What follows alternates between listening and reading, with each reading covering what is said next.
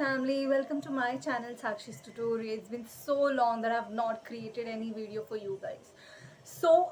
In previous video I have received lots of question regarding HR department. बहुत लोगों ने मुझे ये question पूछा कि क्या HR का कोई scope है या नहीं है भी तो इसमें सैलरी बहुत कम मिलती है, इस फील्ड का ज़्यादा स्कोप नहीं है।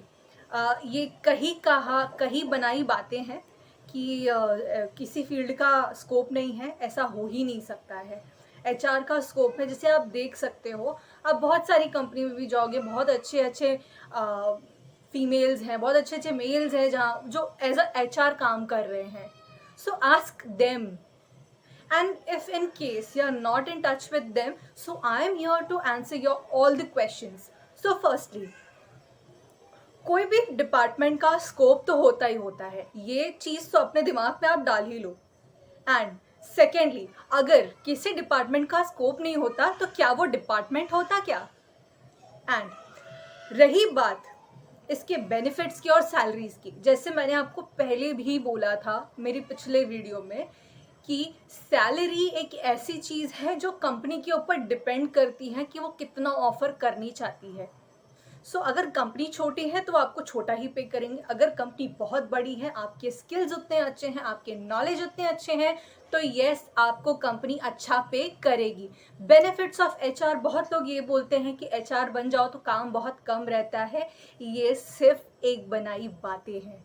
ऐसा कुछ नहीं होता है कि अगर आप एचआर हो तो आपको बहुत कम काम रहेगा, ऐसा बिल्कुल नहीं होता है। हर डिपार्टमेंट में काम होता है, अगर काम कम रहता तो लोग हायर ही क्यों करते आपको? काम है, इधर काम ही काम है।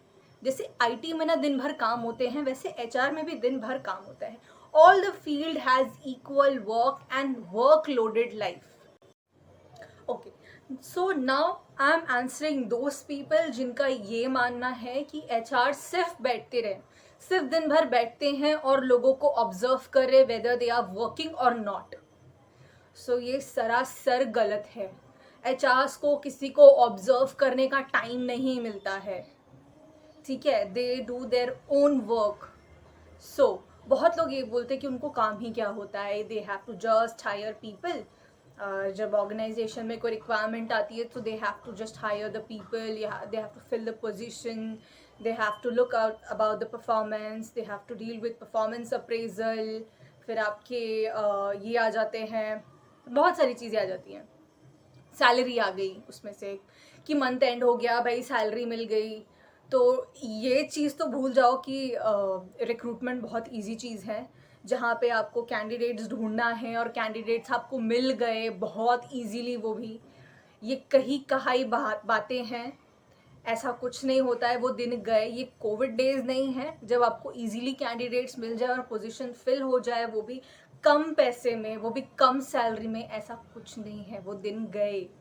अब बहुत लोग ऑफर शॉपिंग करते हैं, एक जगह से ऑफर उठाते हैं, दूसरे जगह पे जाके उससे एक्स्ट्रा डिमांड करते हैं, तीसरे जगह जाते हैं उससे एक्स्ट्रा डिमांड करते हैं। तो ये मार्केट में अब बहुत ज़्यादा बढ़ चुका है बिकॉज ऑफ कोविड।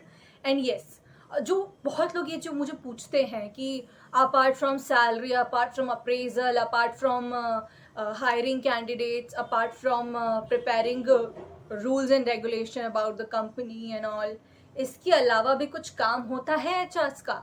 फर्स्टली तो बहुत काम होते हैं। जैसे मैं एक बहुत नॉर्मल एग्जांपल देती हूँ, जैसे कि आईटी को आप मशीन्स के साथ रिप्लेस कर सकते हो। जी हाँ, जैसे कंपनी एक मशीन प्रिपेयर कर दी तो they have to just use it. उसको चलाने के लिए वो एक या दो लोग को रखेंगे, ज़्यादा लोग को नहीं। Same in the same fashion, law and rules and regulation को फॉलो करने के लिए लोग होते हैं, ऑब्जर्वेशन के लिए लोगों को रखा जाता है, सो दैट कोई भी लोग उस लॉ को तोड़ ना पाए, उस रूल्स को तोड़ ना पाए। कंपनी ऐसी बहुत सारी रूल्स एंड रेगुलेशंस बनाती है, not for male employees but also for female employees, so that जो कंपनी है वो सिर्फ कंपनी में आए लोग सिर्फ अपना काम करें और जो एक हेल्दी डेकोरम बोलते हैं उसे मेंटेन रखे। So that's the reason HRs are meant for this. बहुत सारे रूल्स एंड रेगुलेशंस होते हैं जो खुद HRs बनाते हैं. अब बहुत सारे लोग मुझे ये भी पूछते हैं ऐसे कौन से लॉज होते हैं, रूल्स होते हैं जो HRs को ही जिन पे हक होता है. ये भी मैं आंसर करूंगी आज. सो why certain rules and regulations are being formed. So it is formed so that every individual should align with each other. So no woman can disturb a man, no man can disturb a woman at a workplace, at a workstation. Yeah.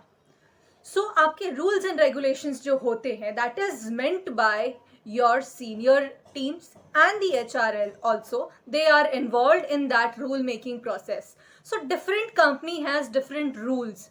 अगर for example there are many employees who come late in the organization, but some company allows it because they have a motive that you complete 9 hours or 10 hours a day and then you leave at any time. If in case they are coming at 11 o'clock, then they have to just complete their 9 or 10 hours and they can leave for the day. And if in case some of the employees are coming at 8 o'clock, they have to complete their 9 to 10 hours and they can leave for the day. It's just that. And some of the company has very rigid rules and regulations wherein they have a fixed timing. For example, they have a timing of 9 o'clock. They have to touch at 9 o'clock only. No 9:1 is allowed, no 9:2 is allowed. It's 9 means 9. Otherwise, you'll be terminated. Yes, this is also a rule.